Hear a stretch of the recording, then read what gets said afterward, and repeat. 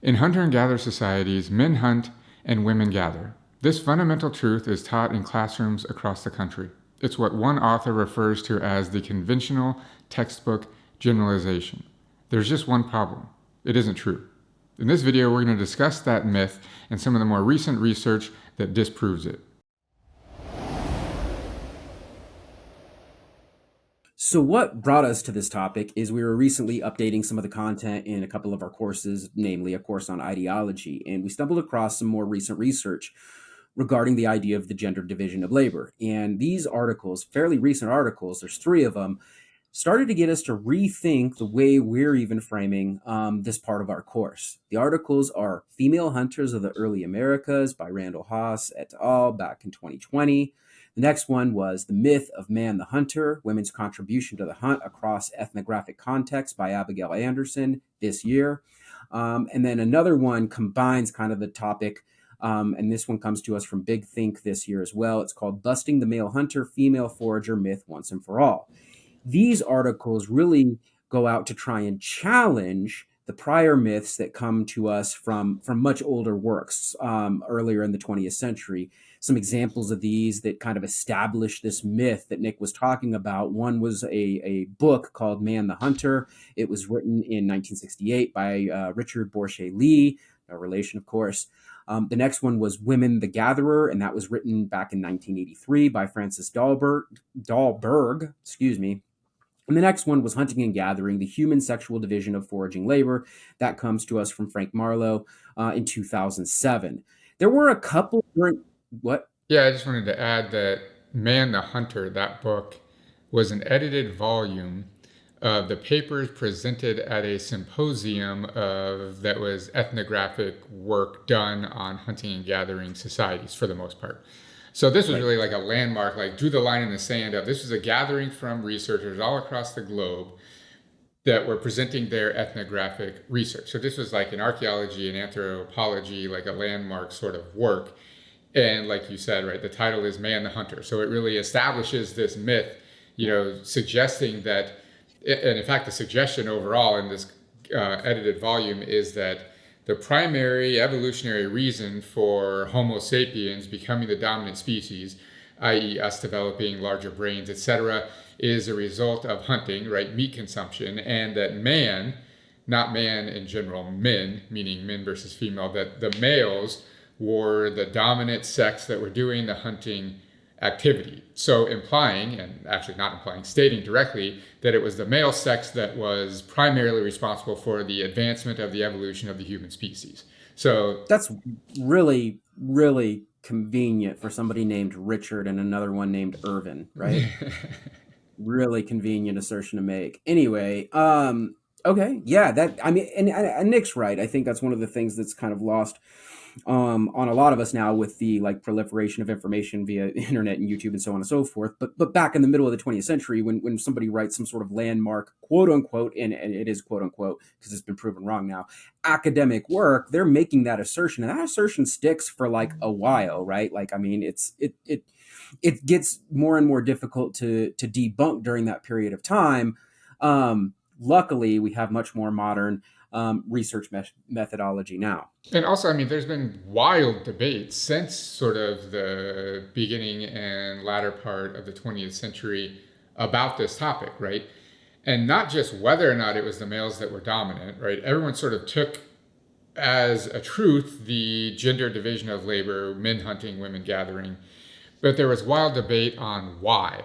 So all kinds of different reasons for why this existed, right? Some people argued that it was a result of higher levels of testosterone in the men, which resulted in just generally greater physical strength. So they were physically more apt to be the hunters. Many people harped on the fact that women are the life givers, right? That biologically, clearly, they have the necessity to carry, birth, and then care for the children, so they couldn't be out on hunts, etc. Right? That's just a couple, right? There's many in this debate reasons that were given, but the overarching sort of, I think, thread of all of this was that it was natural, right? That it was just a natural thing that the men were hunters and that the women were gatherers. That this division of labor specifically was a natural phenomenon that was dictated by the natural world. Now we're actually not even Go ahead.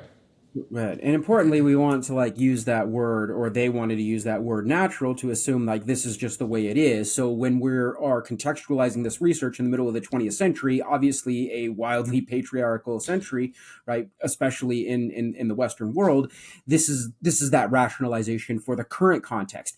That's the funny part. Oftentimes when we do this research into the past, I'm a historian, but also archaeologists and paleontologists, they're all guilty of this as well. They're using their current social context to view these quote unquote artifacts or whatever it is, whatever methodology they're using to view the past and thus rationalize the present, not necessarily to give us any new insights on the past. Basically, it's a connecting the dots. Well, if it's this way now, it must have been this way then, and this is how we got here, right? So Yeah, and it's like recursive, right? They're viewing the past through their modern lens. So then they're applying those biases to their research then, which we're going to talk about specific examples in just a second.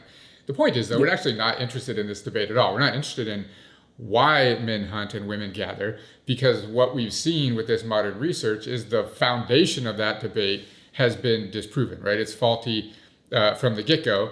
Women didn't hunt and men didn't gather, at least not in those simple terms. So let's talk about some of the modern research and sort of its findings and how it goes to sort of unseat this fundamental truth that we've all been carrying. And by the way, when I say we, like Jared and I are just as guilty as this. We teach in our courses that women gather and men hunt, and that the women gathering is the majority of the calories and so forth, right? All of that is a false narrative. And we have to admit too that like we fell victim to that as well, right? We were going on what the archaeologists and anthropologists were giving us. So let's talk about some of the research that has disproven this. The first article. we changed the course, by the way. Obviously, Yeah. we changed the content, but obviously with new research. But that's what happens is when you do receive new research and new information, you make those necessary changes to, of course, the discourse. It seems to be not as common in other discourses, but regardless, Nick, what was that first article? Female Hunters of the Early Americas, like Jared said, is published by Haas et al. In 2020. And they performed a meta-analysis of burial sites across the globe. And you can see the map. It was in the Americas, I guess, specifically. And, yeah, the first one was in the Americas. The other one was more global. Yep. 27 sexed individuals from 18 burial sites, which are associated with big game hunting tools. So they looked at specifically burial sites, and they narrowed it down to which of these burial sites were the remains that were found sexed, and which ones of them were buried with big game hunting tools, specifically is what they were looking at here. So there were many more burial sites where either the remains weren't sexed or they weren't buried with hunting tools. Clearly, that's outside of the purview of what we're talking about here. Of those 27 individuals, 11 were identified as female. So that's 40% of all of the remains that were found that were buried with big game hunting tools. 40% of those were female. And so the researchers conclude from 30 to 50% female participation, indicating that big game hunting was likely gender neutral or nearly so among late Pleistocene, early Holocene populations. So that last quote is a big claim, right? That they have backed up with data and research, etc. They're saying that essentially somewhere between 30 to 50% of these societies had females that participated in hunting, right? So about half. So they're saying basically this was a completely gender neutral activity, that the idea that solely men hunt and solely women gather is essentially out the window, right? That's not at all supported by the data here from these various burial sites. The time frame also matters. That late Pleistocene, early Holocene is just before the birth of what we call the state, right? And the movement towards a more patrilineal / patriarchal way of viewing the world. So the timeline actually does matter. This is before we get to the quote unquote Neolithic or agricultural revolution, whatever you prefer. So that I think also plays a role, but we'll talk more about that in just a moment. In one study, The Myth of Man the Hunter, Women's Contribution to the Hunt Across Ethnographic Contexts, published this year in 2023, the researchers examined ethnographic studies of foraging societies in various parts of the world, so outside the Americas. They were motivated actually by the prior article that Nick just mentioned in 2020 to take this outside of just the North and South American continent and look at other societies. They looked at 63 different foraging societies. 79% of the groups had documentation on women hunting. Of the 50 societies that had documentation on women hunting, 41 of those societies had data on whether women hunting was intentional or opportunistic. And of the latter, 87% of the foraging societies describe women's hunting as intentional, as opposed to 12% of societies that described hunting as merely opportunistic. Just they happen to be happening at that exact moment, and we're going to get some calories right now. In societies where hunting is considered the most important subsistence activity, women actively participated in hunting 100% of the time. They have a pretty strong thesis, so bear with me as I just read it. I'd rather just read it directly from them on this 23 article. Women in foraging societies across the world historically participated and continued to participate in hunting regardless of the childbearing status. The collected data on women hunting directly opposes the traditional paradigm that women exclusively gather and men exclusively hunt, and further elucidates the diversity and flexibility of human subsistence cultures. Because the hunter-gatherer paradigm has prevented the recognition of contributions by women to hunting, a new framework would enable past and future discoveries to be evaluated in the context of female hunters. Furthermore, the term forager, as suggested by Brightman, should be used to acknowledge the non-sexual division of labor concerning hunting and gathering in order to develop an inclusive framework for understanding human culture. So this is kind of interesting. What do you think of that thesis? This idea, it's not just a thesis of what they found based on their more recent research, as well as the article that focused mostly on the Americas that we've already talked about, but going back to another researcher, Brightman, who back in, I want to say, the late 90s, Brightman also was already making this argument that and they didn't have this research behind them quite yet, but that the term forager is much better than hunter-gatherer, which kind of divides us, and that we should probably just use foraging society going forward, which would be a huge linguistic change to the way we frame like archaeological, historical, sociological constructs from this time period. What do you think of that as like, not just like this is a thing that we found, but this finding should change the way we think and even speak about past social organization? Yeah, I think that they're exactly correct, right? I mean, they basically say two things here. One, that the previous paradigm, the hunting-gatherer paradigm, minimizes women's contribution to the survival of human beings, right? Very clearly. But two, like you said, and perhaps, I was going to say more importantly, I don't know if it's more importantly, it's equally as important, we need to change our language going forward, right? That we have to draw a line in the sand and say, we have to stop using even this terminology, right? Hunter and gatherer, because it's just not applicable anymore to the findings that we're seeing here, that this term by Brightman, foraging societies, is perhaps more apt because it eliminates the division of labor in the name, right? And so it's more inclusive and it's more accurate, right? I think is the key here, right? It's more an accurate description of what societies during this time period were like. And I think it's important to note, right? It's not just that, we talk about men hunt and women gather. It's not just that women also gathered. Research shows that across the board, men were also gathering, right? It's that both sexes were doing both jobs whenever necessary or whenever dictated by the natural environment, etc. So it was really a blending of these activities, but the main point is that women also hunted, right? And this functions to sort of unseat the thesis that the domination of the male sex and its role in the survival of humanity over time and its evolution of humanity as well, that women were hunting just as often, right?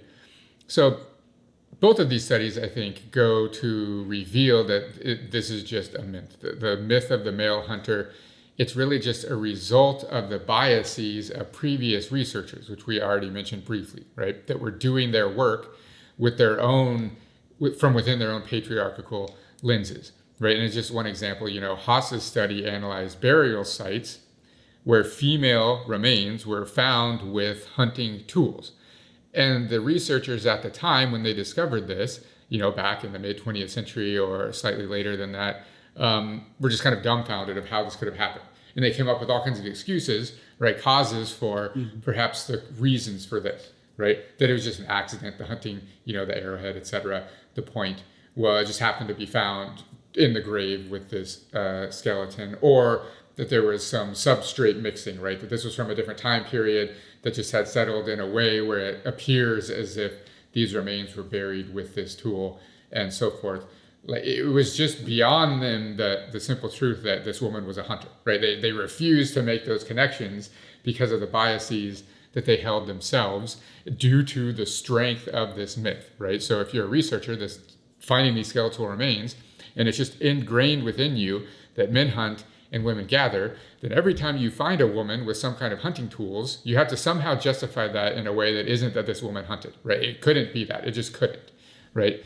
So it's just interesting how, the new research is just revealing the biases of the previous findings and helping us to understand that this whole thing has just been a myth, right? I mean, it really has. To be clear, what they were finding, especially in the Peruvian examples, were not just like a random spear that happened to roll into like a burial chamber or something along those lines. They were finding women buried with entire, there were hunting kits. They could tell that there was a hunting kit. It's obviously made out of animal hide, and there's all types of different sized knives and cutting tools, as well as again, spears for the actual kill itself. So it wasn't just like a random one tool. Back then, you would carry an entire pouch full of various different tools for all different parts of the hunting process, and that's what was being buried. So just to be clear, there's nothing random about this process.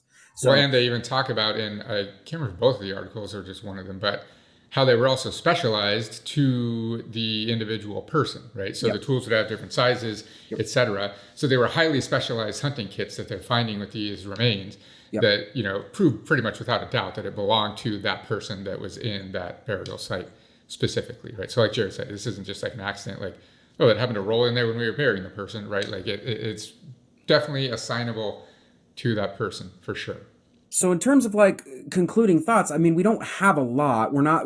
This obviously kind of changes the way we think about the past, and it obviously changes the way we should be thinking about the present. It certainly challenges the oversimplified binary paradigm presented in earlier works, and it's wildly important in terms of thinking about the origins in terms of social organization and resource acquisition, and as Nick had alluded to earlier, life givers and sustainers and so on and so forth. I don't think it challenges any of our previous takes on foraging societies being matrilineal. It doesn't necessarily change anything along those lines, but it definitely changes some things.